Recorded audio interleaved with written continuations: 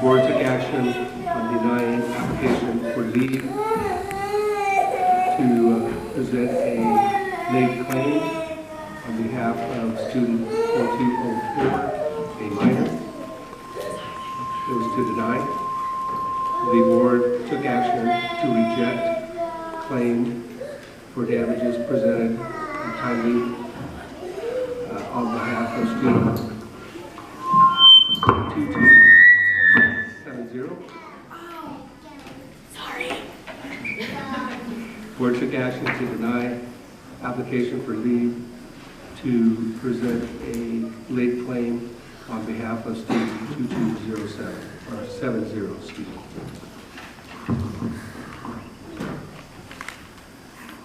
And we return to open session at 7:25.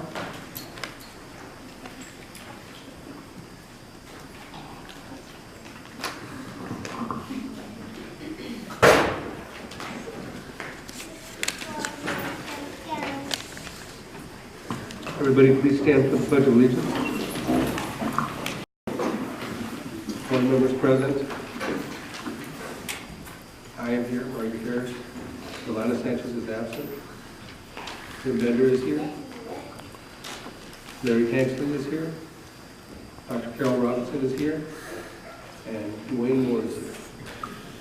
And we have on the end over there Isabella from Tropico Middle School is here. Motion to approve the agenda. Make a motion to approve the agenda. Motion by Tanksley. Seconded by Mr. Bender. All in favor? Aye. 4 ayes and 1 absent. Members of the public may address the board on any items within the jurisdiction of the board by submitting presentation requests to the secretary. Members of the public are strongly urged not to mention personnel by name and are reminded that they do not have immunity from legal action and personnel are named. The board may limit the speaker to 3 minutes with a total of 20 minutes per topic.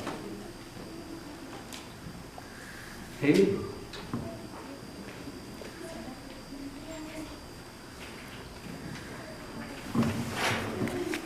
Good evening. My name is Haley and I am a 6th grader at Tropico Middle School. And I would like to discuss about our safety problems at Tropico Middle School. First off, I would like to start off with their goals for students or student expectations, which are the following: safety, responsibility, integrity, respect, and success.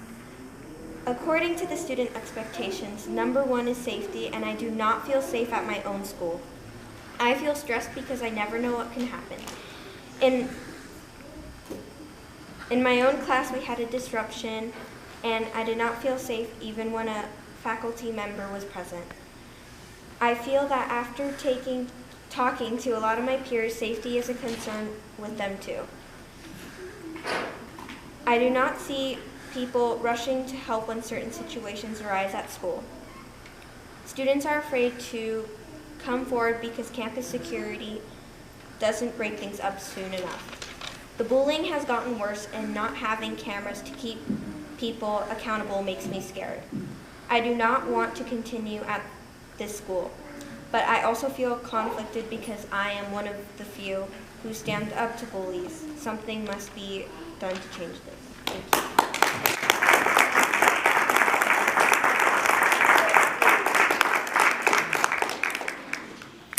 Good job.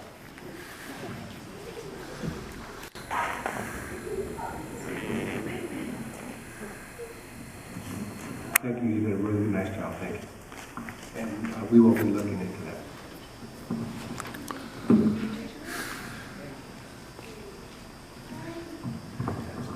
Student board member, Dwayne. Okay. Good morning. Good morning. Good evening. I'm Dwayne Moore. I'm the ASB president at Rosamond High School. First off, our homecoming week was very successful and stressful, but we made it. WASP came for 3.5 days. It was successful and stressful, but we made it. The girls volleyball made it to the second round of playoffs for the first time in 20 years, and sadly they were knocked out last night. Our cheer team got first place in their tournament on Saturday. Boys basketball, girls basketball conditioning has started. Softball conditioning has started. So if you guys have any students at the high school, send them out there. And that's it.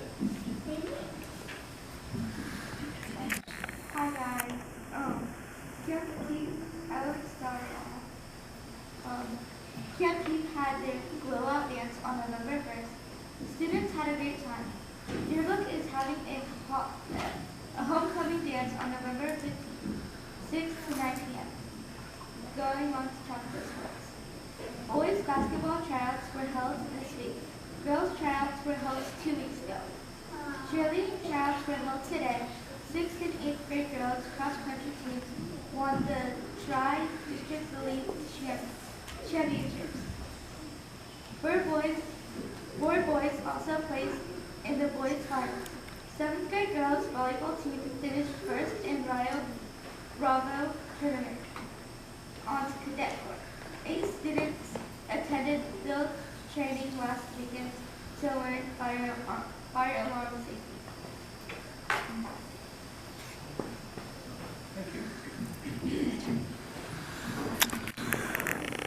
Westpark Showcase.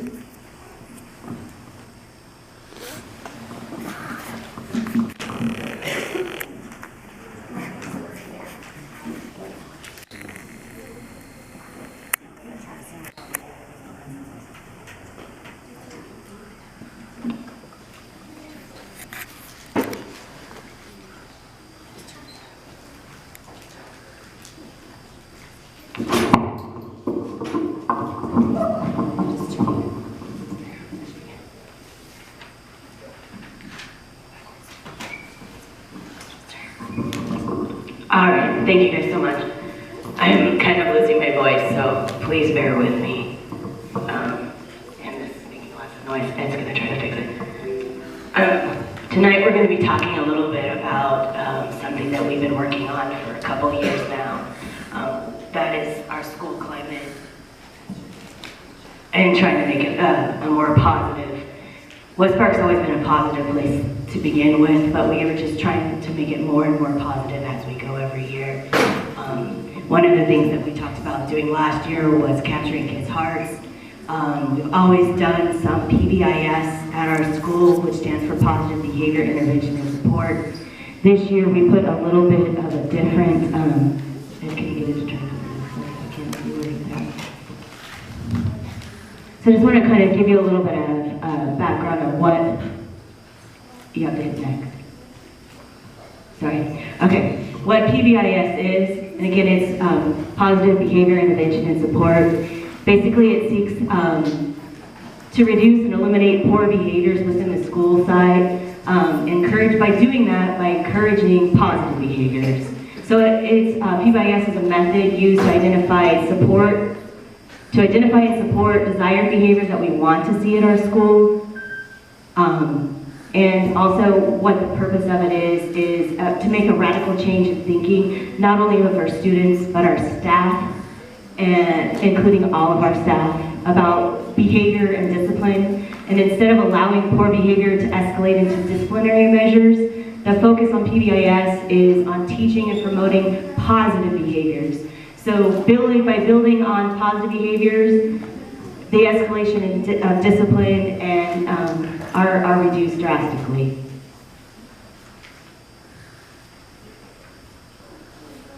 Okay, so why are we doing PBIS? It kind of just told you all of that, but mostly it's because most of our students are coming to school a lot of the time without the social and emotional skills that they need to be successful in a classroom.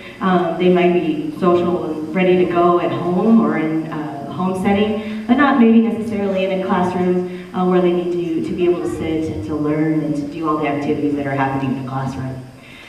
Punitive measures and zero tolerance policies are not really effective in the long term. They may change a behavior for a short time period, but having those kiddos be taught and recognized for the positive things that we expect them to do, that's going to change them for the long haul. Basically, PBIS will decrease office discipline referrals and increase instructional time, which is what our main goal is here at Westpark. So what we've done here is last year, the district sent some of our teachers to a PBIS team. We sent to a training in Bakersfield to learn all about positive behavior intervention and support. They came back and they did a presentation to our staff, and they also worked with the staff to develop a theme which we are calling our Pride. Pride we came up with, we talked also about ROAR, things to do with our Wildcat, and a Wildcat Pride would be a team of cats. So we thought that was an amazing thing to choose. So we took the word pride and we made it into, gave each letter of the word pride a behavior expectation that we want to see, and I'll go over that on the next slide. And then also we created a behavior expectation matrix that shows all the positive expectations for areas all around the campus, such as in the classroom and on the playground. And if you look around the cafeteria, you'll be able to see there's some for the cafeteria and the rules that and the positive behavior expectations that we have set for our students and how we want them to behave here in the cafeteria. They are located in the restrooms, they're located in the classrooms, they are located all over campus to remind those kiddos that these are what we expect them to be. And our teachers are using that and enforcing it around the campus as well as our staff. The Westpark team also developed posters, which are those that you see around campus, as well as a Pride Award, and actually Mrs. Sorry about that, Mrs. Schmidt, who's sitting right back, created the Pride Award for us. And as you can tell, even though my staff is amazing, they get embarrassed by compliments. Okay, so here's what our Pride stands for. Westpark Pride stands for, the P is for positive, R is for responsible, I is we expect our kiddos to be in control, D, we expect them to do their best here at school, and E, earn and giving respect. So those are the different things that we expect for them here on campus, and this is what the main Pride, with all of the different areas on one form looks like. So this is a poster that we have up in our office foyer. We have them up in different areas on campus, in the classrooms as well as the classroom one. And then we took each section and we made posters for all of the different areas. So, go ahead. And I'm going to let Ed talk for a few minutes.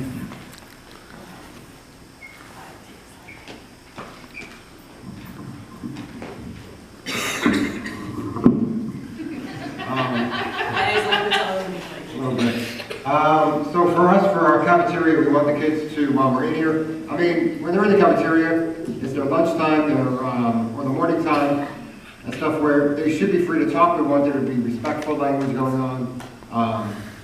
We want them to be eating, obviously, before they're talking, not while they're talking, and eating and stuff like that.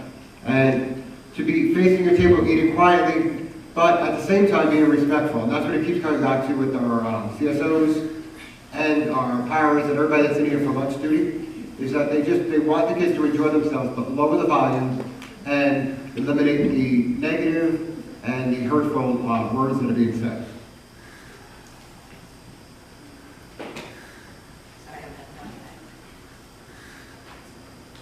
And then while they're in the hallway, which is hard for me because coming from New York, there's no hallways here, but that's okay. The hallways that are outside, that they're going from place to place, or better known as just the outside. The kids, we want them to be smiling, we want them to be courteous. We make a point, me and Miss Lacey, that when they're coming back, when we're outside our offices, to also come out and interact with them. It's the cutest thing with the kindergarten kids and stuff, they just want to be acknowledged. And our first grader, as you'll see in a few minutes. We want them to keep their hands and feet and any other objects to themselves, and walk silently and stay in line. And I think Ms. Gaines was able to see, like on the second day of school, first day of school, is that the kids from kindergarten come up with knowing to walk in the lines on campus and around campus. So it makes it a lot easier that they're being taught from kindergarten. So by the time they are getting 5th grade, the expectation is just there. It doesn't have to be said, it just happens.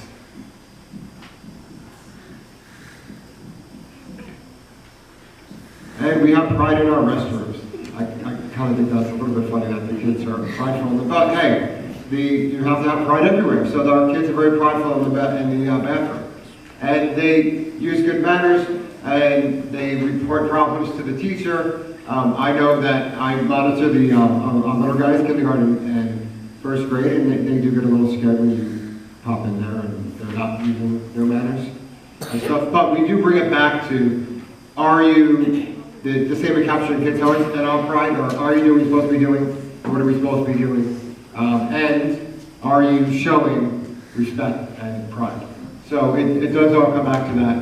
And one of the big things that we've been working on, which is surprisingly, is the honoring the privacy of others, where we've had a couple of kids who, it's a new thing where they're from kindergarten, they get different, they all sit in the restrooms, and we have to talk about their privacy and their own little space within the bathroom. So he comes into play a lot in the office. Our classroom, we have the big never giving up. You have to have your materials, everything ready, and that goes to the teachers as well.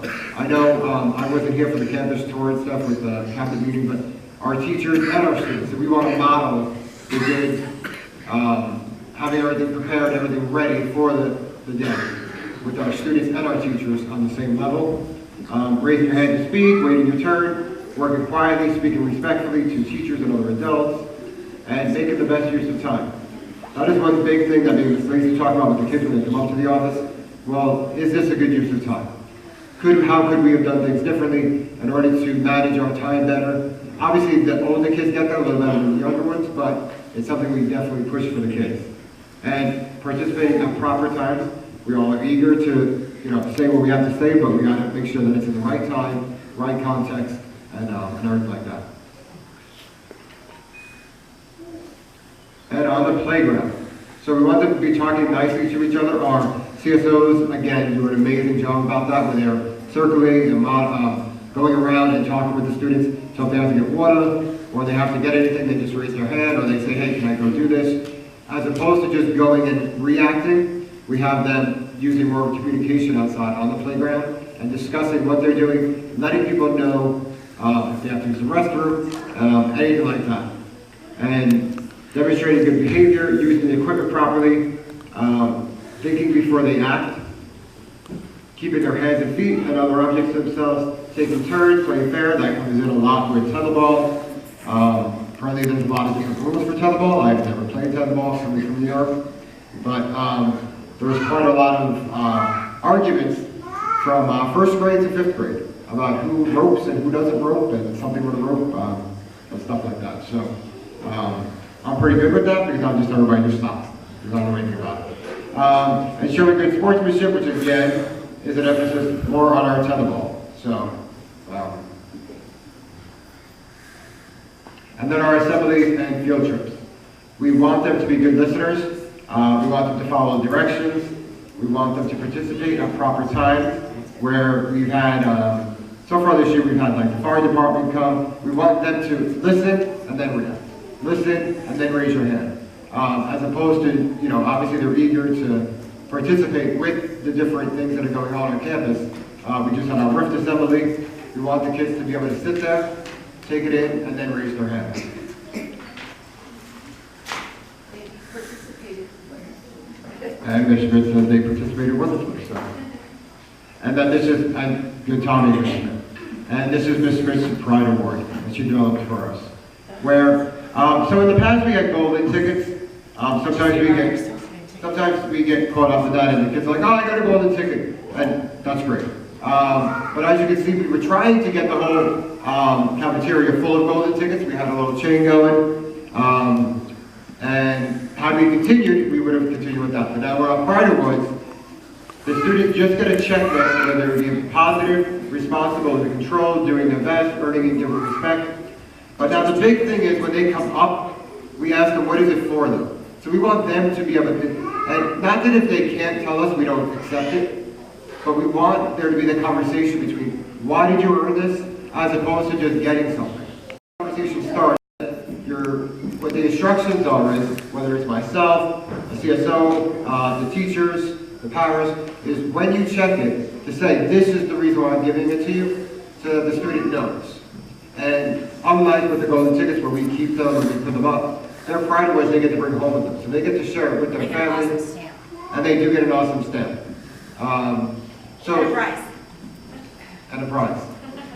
So they get to do all that, but they actually get to go home and have that conversation with their parent now, and talk about what pride means to them and what they did. And we've noticed that it's cut down on so many golden tickets, but in a good way.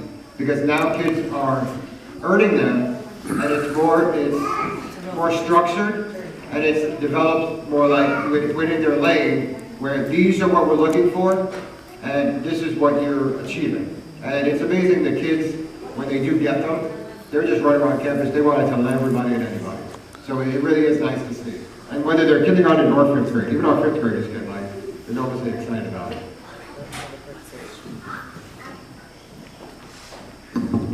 I'm just going to do that. Also, what you'll see up there is, for our Student of the Month awards now, the teachers are choosing them by those kiddos that are showing the most Wildcat pride. So that's how those kiddos for the Student of the Month are getting chosen. So one teacher, one student from every class each month gets come up with the Student of the Month award. Okay, on the next page, when the team went to the PBIS training, one of the things they talked about was there. One of the things that they talked about is implementing a little at a time. We didn't want to implement the whole thing that we wanted to put together this first year that we were really trying this. But next year, what we would like to see happen, I am going to have to lower it, is to develop Wildcat Pride teams. It could be grade kindergarten, first, second, or it could be that as a school site that we decide to do like 5 or 6 teams where there's a kindergarten class, a first grade class, a second grade class, third grade class, a fourth grade class, and a fifth grade class, and maybe they're the Cougars. And then another set that could be the Tigers, or something like that. And then what's going to happen is we're going to have they're going to earn team points based on the matrix in all of the different areas. So part of the campus, each team would have to keep clean or to be their part of the campus that they're responsible for. And then our ASB kiddos would be going around and checking that part of their responsibilities as far as this matrix goes. And then also in the cafeteria, we would have the kiddos sitting at a table, each table designated by teacher, so the CSOs and the staff in the cafeteria could say, this is a class at this lunch that had the best, or in this grade, or this team today that had or this team that had the most points today, and this team's gonna get the most points. And we're hoping to get a big board in the hallway here where we can kind of keep track of the class, all of the different team points for all the different areas. And then at the end of the week, we'll say this team won for this week, and that team would get a little prize. And then at the end of the month, they would get a bigger prize for the team that was able to earn the most points for the whole entire year. And that way, there's an even bigger push. We want to see these good behaviors and these positive expectations in all of the different areas. So that's where we're going. Miss Collins wrote this really awesome poem as soon as she's sitting right there too. As soon as we came up with our pride. And she, here it is. We show our Westpark pride each day. We're positive at work and play. Responsible for the things we do. In control of our hands and words too. We do our best in class and the hall. And earn and give respect to all. So this is something that we've shared, especially in the primary grades, and Ms. Collins has shared with everyone. And Ms. Dorman, who's one of our first grade teachers, actually took the poem and created it into a song, which they're going to be performing for us right now. And they're also going to perform a couple of other fun songs that they like to sing in class and for different things such as social studies and other things. And we'd just like to thank them and their parents for bringing them out here tonight. So thank you very much, and here are our cute little first graders.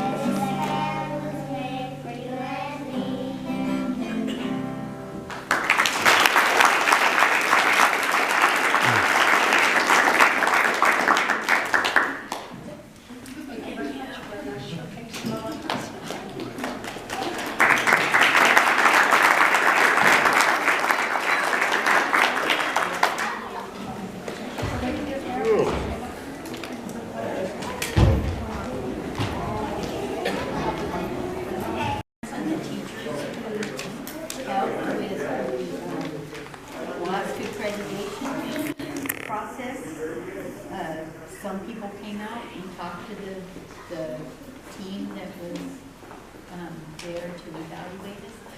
And I really appreciate that support from the teachers and parents. Even like this little girl's report about how she doesn't feel safe at Tropico. Those kinds of things help us to make better schools. It helps us to, focus in what we need. So all input is good input as long as it's respected. So thank you. I'm looking, we heard a little bit about what the cadet corps did, but I'm really looking forward to hearing the report about their extreme challenge and things that they did. We really like to hear what's going on with our students. Thank you. Thanks to Westpark School administration, all the teachers for the hard work of putting this together. Really enjoyed it tonight. PBS, PBIS, I would have never understood it when I was a kid. But times change. We've got to learn different ways of teaching our children. The zero tolerance policies do not work. Kids don't, you just can't tell them one time and you're done. We need to learn new ways of teaching them different things. And if we can make this work, we won't have sixth graders come in saying they're scared at Tropico School. Thank you so much. And I want to thank Ms. Haley. I know she's gone, but we'll talk on safety at TMS, clear, organized, and effective. And that's how you get your message across. So good job on her. And I'm sure that's attributed to the amazing work done at TMS and elementary schools that got to that point. Sports, there's volleyball, cross country. I know tennis sent a couple to CIF as well, I believe. All the sports teams got a bright future. Performing well at all levels. I think the grades are doing pretty good at all levels. We're not losing a lot of them. Is that correct, Ms. Agnini? You can't hear me over there. We didn't lose a lot in grades. Sports, athletes, did we lose many from grades? No. So that's a good thing. That's a good thing. Sports is You guys are all looking at him. Communication in the district is amazing. I know we're getting at least 3 or 4 emails a night from administrators. Not a lot from parents, which is good or bad, I don't know. It could go either way. And from district staff, so good job on that. And the Westpark team, thanks for putting on a good show, showing hospitality. You have pride in your school family, as well as pride in all you do, and I appreciate all your hard work. Thank you.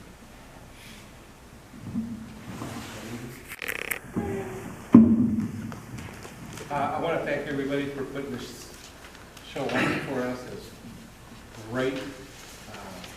Thank you, Leslie, for hosting us tonight.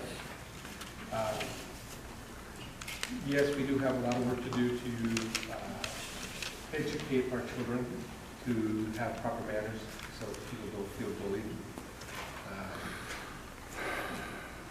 I really hope we can get that situation resolved. I want to thank all the staff for everything they do. They go way beyond what we ask, and I want to thank you for all that.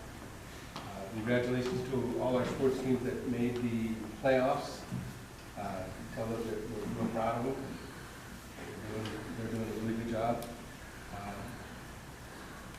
A long time ago, we implemented a higher standard for our athletes than anyone else in this valley, and they've stepped up. So I think you raise the bar, they will make it, as long as you don't put it too high. So I want to thank everybody for everything they do every day, and we will continue on. You adjourn. Did that happen once?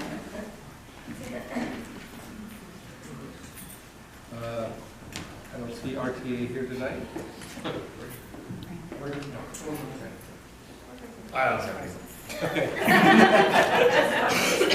CSEA?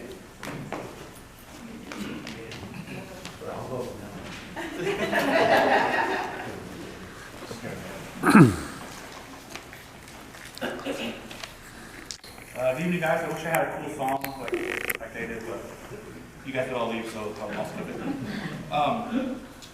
I'd like to just look at item 7 on the agenda. We're talking about our upcoming negotiations with the district. We look forward to that, look forward to fruitful negotiations. As Mr. Moore pointed out, WASC was in town, they came by.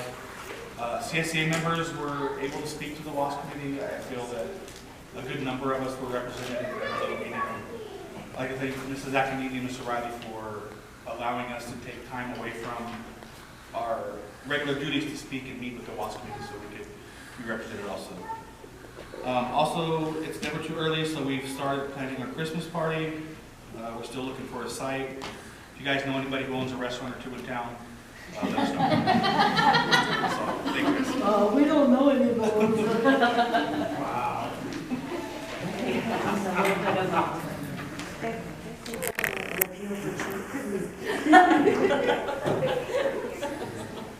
CSR report? Yeah, Business Services Department is busy doing the first interim budget report update.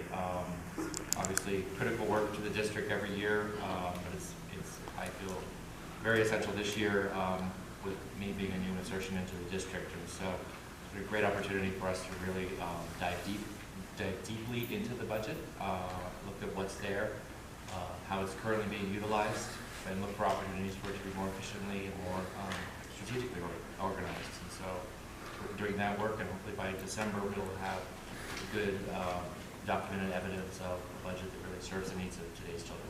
Thanks. Thank you. Assistant 2, Ms. Harness? Good evening, everybody. Just a couple things. We're going to have our first district advisory council meeting tomorrow, November 7th at 4 p.m. in the district office boardroom, so everybody is welcome to attend. Also coming up on November 19th, we're going to be doing our Healthy Kids Survey, and that's going to be in grades 7, 9, and 11. And hopefully through that survey, we'll be able to address, some of those concerns that our student brought up this evening. So those students, it's an anonymous survey. It covers a lot of different areas, drugs, alcohol, bullying. It is a survey that parents have to opt out. So if they don't opt out, then we'll be asking all students in grades 7, 9, and 11. It gives us valuable information that we use, to help our students, also information for our LCAP. We also are going to be having a staff survey that we hope everyone will participate in, and also a parent survey. So we're looking for a lot of input from lots of different stakeholders. So hopefully all of you will participate in that, and will encourage your peers to also participate. Ms. Hargis, is the bullying site, there's that link on the webpage, is that still in action? It is. I believe now it's a Google form rather than the same company that we used in the past. And I know Mr. Wexler had gone away from that company because it didn't have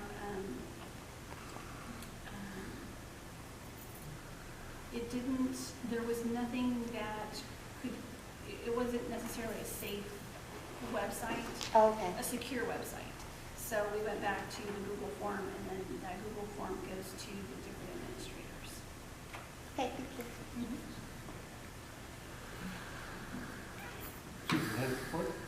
Thank you, Mr. Chair. Okay, first of all, I want to say to Ms. Lacey and Mr. Shevlin, I want to commend you for the wonderful PBIS report that you presented this evening, and I love the kids singing. They were so adorable. I know how hard it is to implement PBIS, and I want to give an affirmation to your teachers. because this is extensive modeling of the expected behavior, and it's not done overnight. So when I first came on this campus, the first day of school, I already saw signs that PBIS was in effect. I was amazed at how the first graders and the second graders would walk in line at the first day of school, as you mentioned. So kudos to the entire staff here, because I know this takes a lot of work. And so it's evident that it is working and in place. I also want to say that 2 days ago, Southern Kern Unified School District paid back an additional $250,000 on our loan with interest of $3,380. So we've gone from a $3.4 something million debt to now we owe $1,350,000. So we're very, very excited about that. I wish I could say that just take it all and so we'd be done with it, but this is probably the last payment that we'll be able to make at least until the school year ends. But we are very, very excited at the progress that was made. Last board meeting, I mentioned that Southern Kern was a recipient of $5.025 million for new construction of kindergarten classrooms at Rosamond Elementary School. And the funding was provided for 6 classrooms. At the time, we had plans for a building H, which would accommodate 4 classrooms. We since have been advised by the architect firm that the campus will accommodate 6 classrooms. We'll have the one building that will have 4 classrooms, and then adjacent to that, we should be able to build the other building, which would accommodate 2 more kindergarten classrooms. So this was really good news, because had we not been able to accommodate them, we might have had to return some of that construction money, and we certainly didn't want to do that.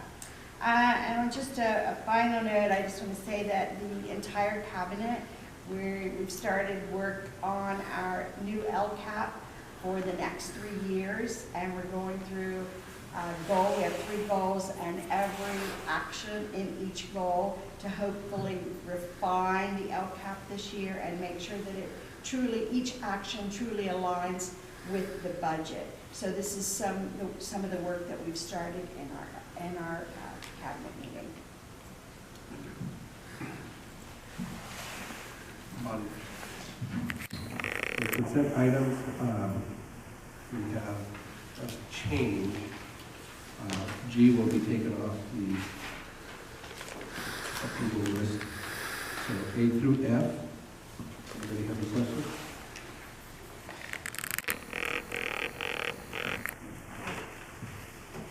This will be through L.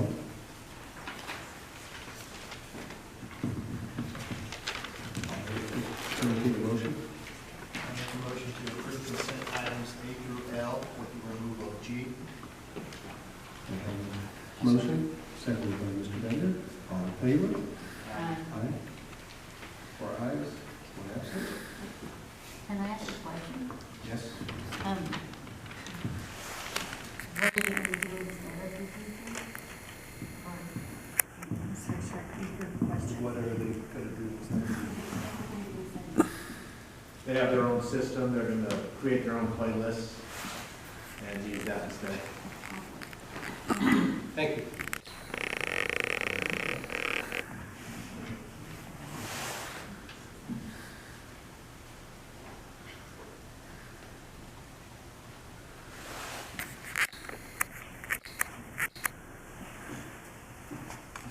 And public notice of the California School Board School Employees Association and its Rosamond Chapter 587 initial reopener proposal to Southern Kern Unified School District for the 2019-2020 school year to the governing board Code Section 3547. A public hearing regarding the proposal will be scheduled by the Board of Trustees for the next board meeting. Yes, sir. Yes, it is our goal to get the district articles presented to the board by the next board meeting so that we also can sunshine our 2 articles that we will hopefully negotiate when we begin negotiations. We're still working on what 2 articles that will come forward. Thank you. Personnel item. Does anybody have any questions on the personnel that's written?